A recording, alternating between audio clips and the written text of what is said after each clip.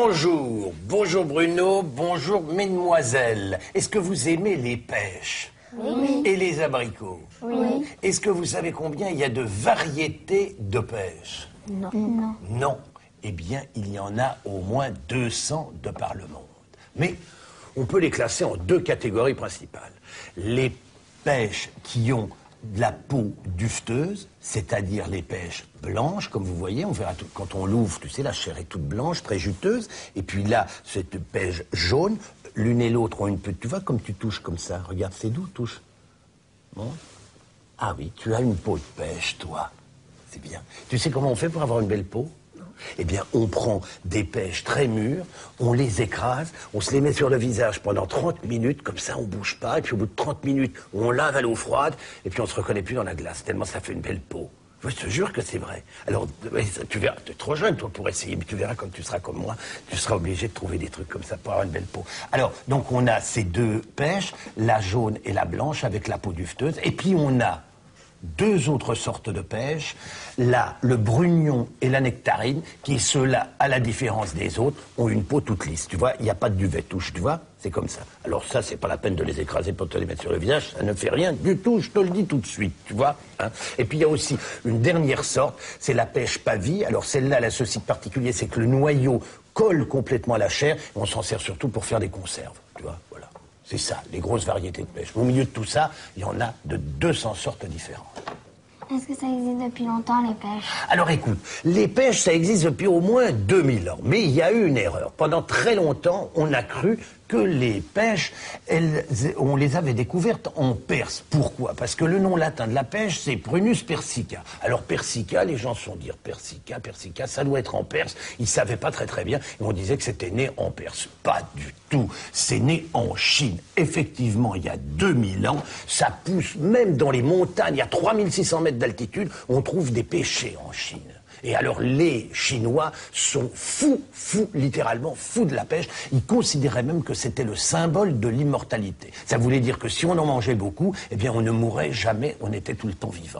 Et alors après, il y a eu un temps très long pendant lequel on n'a plus entendu parler de la pêche. Les Romains, évidemment, l'ont découvert, mais seulement sous le règne de Néron. Au Moyen-Âge, on en trouvait en France au Moyen-Âge, seulement personne n'osait en manger, parce que les médecins avaient dit que à l'intérieur du noyau, l'amande de la pêche contenait une sorte d'acide vénéneux, dangereux pour la santé. Alors personne n'osait en manger. Mais vous avez déjà mangé, vous, des amandes de pêche? On mange des amandes d'abricots, mais pas de pêche. Et alors on retrouve la pêche au XV et XVIe siècle, et puis surtout Louis XIV. Vous vous souvenez de Louis XIV? Louis XIV, c'était un roi merveilleux. Il a beaucoup fait pour l'agriculture. Il avait des serres à Versailles. Vous savez, il était passionné de petits pois, d'asperges, de fraises, et il aimait les pêches. Mais vraiment, il les adorait. Imaginez qu'il avait 33 variétés de pêche dans ses vergers à Versailles. 33 variétés, dont la fameuse téton de Vénus, que malheureusement on n'a plus jamais retrouvée. Vous préférez les jaunes ou les blanches, toi? Les jaunes. Les jaunes, et toi? Les jaunes. Les jaunes, et toi? Les jaunes. Et toi? Les blanches. Ah, bon, alors quand même, il y a quelqu'un qui aime les blanches. Moi aussi, j'aime les blanches. Alors, tu vois, on est 3 contre 2. C'est à peu près la même chose que pour la population française. La population française, elle préfère les jaunes, en gros, à 70%, et les blanches à 30%. Alors, les blanches, elles ont une chair très juteuse, transparente, mais elles sont très fragiles, elles ne voyagent pas beaucoup, alors que les jaunes, elles ont une chair très sucrée, plus sucrée que les blanches d'ailleurs, mais elles peuvent voyager parce qu'elles sont un tout petit peu plus costauds. Est-ce qu'on en trouve partout dans le monde? On en trouve à peu près partout dans le monde, mais principalement on en trouve en Amérique du Nord et en Europe. Dans tout le monde entier, on produit 7 millions de tonnes. Tu vois, c'est quand même beaucoup, 7 millions de tonnes. Et en Europe, 3,5 millions. Et le pays qui produit le plus de pêche d'Europe, c'est l'Italie. Même, qu'est-ce que je dis d'Europe? Du monde, puisque l'Italie produit à elle seule 1 500 000 tonnes. Et nous, en France, on produit que 500 000 tonnes, comme les Grecs et comme les Espagnols. Alors ça veut dire qu'on en expédie beaucoup dans le monde? C'est pas aussi vrai que ça. C'est vrai qu'on en produit beaucoup, mais on peut pas beaucoup les expédier parce que c'est un fruit qui est extrêmement fragile et qui s'abîme pendant le transport. Alors on en envoie surtout aux Allemands, on en envoie à nos voisins les Anglais, on en envoie en Suisse, on en envoie en Belgique, on en envoie en Hollande, dans des pays où elles poussent un peu plus tard, où elles ne poussent pas bien, mais dans le monde entier, non. Est-ce que vous avez déjà vu la récolte de pêche? Vous avez déjà vu ça? Vous n'avez jamais été dans des grands vergers, voir comment on les récoltait? Ça vous amuserait de voir ça? Oui. Eh bien, écoutez, nous avons tourné un reportage et on va vous montrer. Regarde un petit peu comment ça se passe. Tu vois, alors là, c'est évidemment bien avant la cueillette, tu l'imagines. Avant que les pêches soient mûres, le producteur les traite pour éviter que les insectes ne les abîment. Il s'écoule un certain temps entre la cueillette, bien entendu, et le traitement, vous l'imaginez. Ce sont des fruits très fragiles, alors on les cueille à la main, et essentiellement à la main. Ceux qui sont sur la partie supérieure de l'arbre sont généralement les plus gros et les plus sucrés, car ils sont les mieux exposés, le soleil les voit tout le temps. Regardez, vous voyez tout là-haut, il y a des fruits superbes. C'est un fruit fragile, alors vous avez vu comme le monsieur est méticuleux et soigneux, il fait attention. Alors après la cueillette, les fruits sont amenés à l'usine où elles vont être conditionnées, triées, selon leur taille et selon leur état. Voilà, ça c'est une usine de conditionnement. Et vous voyez, là, il y a des gens qui trient. Tout est contrôlé, on vérifie qu'elles soient en bon état, surtout si elles sont tachées, talées, si elles ont de la tavelure, eh bien on les retire. Là, si elles rentrent, eh bien elles sont à la bonne dimension. Sinon, bah, on les change de place. Vous voyez, elles doivent aller pile dans les petites alvéoles. Alors ensuite, elles sont numérotées, étiquetées. Elles vont être emballées. Voilà, on les emballe, on les protège. Elles vont être... tous ces colis vont être installés sur des palettes. Et puis tout ça va aller dans de très gros camions frigorifiques, car on les transporte au froid, vous voyez. Vous voyez cet énorme camion, il est rempli de pêche. Et là, il va aller partout en Europe pour les livrer. Partout en Europe ou même partout en France. Pourquoi le monsieur sur le tracteur avait-il un masque? Ah bah parce qu'il il pulvérise un produit extrêmement nocif qui est destiné à tuer tous les insectes qui piquent et qui vont abîmer ses pêches. Alors si c'est mortel pour les insectes, ça doit au moins être nocif pour les êtres humains. Alors effectivement, il se protège. Mais il faut savoir, je vous l'ai dit, qu'il n'y a pas de danger, car on ne met pas en vente des fruits immédiatement après qu'ils aient été traités. On laisse passer un temps obligatoire d'ailleurs, par la loi. Y a-t-il un danger pour les manger? Non, il n'y a pas de danger, parce que s'il y avait un danger, on ne le laisserait pas faire. Tu sais, il y a des services sanitaires en France qui sont très rigoureux, et en aucun cas on ne le laisserait faire. Mais il n'y a aucun danger. Est-ce qu'il faut les laver? Alors, écoute, le mieux, c'est pas de les laver, c'est de les peler. Parce que, je sais pas si tu as déjà essayé de mordre dans une pêche qui n'a pas été pelée. Tu sais, ça crisse un peu sous la dent, ça glisse comme ça, c'est pas très agréable. Et puis, c'est pas très bon, la peau de pêche. Le mieux, c'est de les peler. Comme ça, il n'y a strictement aucun danger. Pourquoi les pêches n'avaient pas l'air mûres? Ah, elles n'avaient pas l'air mûres. Parce qu'on ne peut pas cueillir les pêches très mûres. Parce que c'est un fruit extrêmement fragile, et si on les cueille mûrs, on ne peut plus voyager. Or, il faut bien les faire voyager pour aller les porter à ceux qui n'en ont pas, tu vois, comme on l'a vu. Alors, généralement, les producteurs, ils cueillent les pêches 8 jours avant qu'elles ne soient mûres. 8 jours et pas plus. Il ne faut pas les mettre au froid, tu sais, les pêches. Ça, il faut faire très attention. Ils les mettent au froid pour les transporter comme ça, mais c'est pas trop froid. Si tu les mets dans un réfrigérateur, il faut que tu fasses très attention. Il faut les mettre dans le bac à légumes. Mais le mieux, c'est de les acheter souvent, mais en petite quantité. Parce que sinon, si ça prend le froid, ça va devenir cotonneux. Tu sais, ça n'aura plus de goût, plus de jus surtout. On dirait qu'on mange du coton. Alors bon, on achète des pêches, c'est pour manger des pêches, c'est pas pour manger du coton, hein. Sur un pêcher, combien y a-t-il de pêches? Sur un pêcher, combien y a-t-il de pêches? Je suis incapable de te répondre.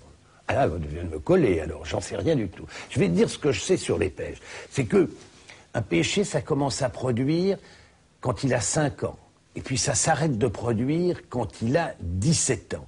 Alors, pendant ce temps-là, ça dépend un peu. Parce que figure-toi qu'il y a des années où le pêcher produit énormément. Alors, il y a beaucoup de fruits sur les pêchers. Et puis, il y a d'autres années, il se repose. Il est en train de se recharger, donc presque pas de pêche sur l'arbre. Alors là, je peux pas te répondre. Tu m'en veux pas? Je peux pas. Tu m'as eu, tu sais. Vous croyez pas qu'on devrait aller cuisiner?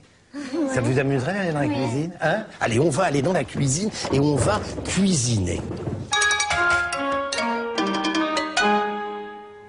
Bon, alors on va faire des pêches blanches pochées dans un sirop à la menthe fraîche. Alors c'est simple, tu as de l'eau dans une casserole 1 litre. Veux-tu allumer le gaz, s'il te plaît? Voilà, ça va se mettre à formidable. Voilà, vous allez me mettre les pêches une à une dans l'eau bouillante, de façon à ce que la peau se décolle très bien. On va les laisser maximum 3 secondes. Vas-y, mets-les dans l'eau bouillante. Attention, tu ne te brûles pas, bien entendu. Ne les laisse pas tomber de trop, parce que sinon on va les taler. Fais doucement, voilà, c'est parfait. Encore une. Et puis on va continuer notre petite manœuvre. Vas-y, il va y en avoir encore une peut-être, voilà. On les laisse 1, 2, 3, 4, 5, 6, 7, 8, 9. Qu'est-ce que c'est après 9? 10. Alors voilà, sur la première que tu as mise, c'est celle-là. Voilà, tu me la donnes. Et puis vous allez me sortir les 3 autres, donne voir, et puis on va remettre de façon à ce qu'on ait chacune. Regarde, alors tu vois, dès l'instant où elles ont été passées à l'eau, comme ça, regarde comme ça s'épluche bien. Tu vois, c'est enfantin. Tu vois faire. Et c'est même pas chaud parce que ça n'a pas eu le temps de chauffer. Veux-tu avoir la gentillesse de me faire ça? Voilà, vas-y. Voilà, vous remettez les pêches, allez-y mes chéris, allez-y, remettez les deux, la pêche qui manque là, à moins que vous ne vouliez pas que j'en mange. Vous voulez pas que j'en mange? Ah si, bon bah très bien. Non, une, ça suffit, on sera 5, c'est très bien. Maintenant, tu la sors, c'est parfait. Pareil. Vas-y, vas-y. Impeccable. Et maintenant, tu vois,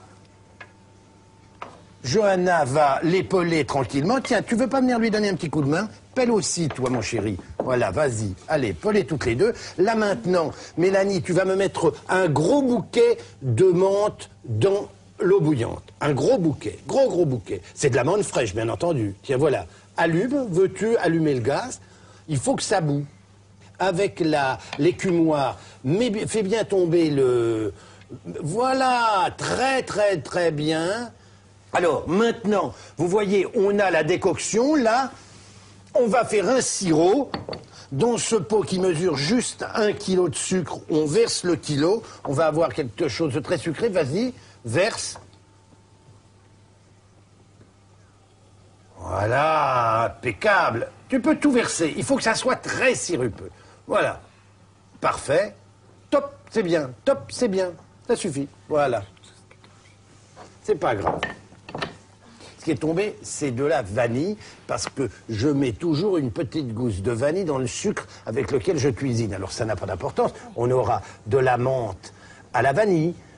Voilà, et on va laisser comme ça fondre le sucre. Tu tournes tranquillement. C'est fait, mesdemoiselles. Maintenant, on va verser, les pêches dedans.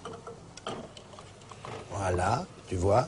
On va les y laisser très peu de temps, juste un petit bouillonnement encore de 3 minutes. On peut commencer à les retirer. Voilà, passe-moi le plat, oui, c'est parfait, impeccable. On a un saladier qui est un peu petit, alors on va essayer d'en trouver un plus grand pour que on puisse tout à l'heure verser le sirop lorsqu'il aura réduit.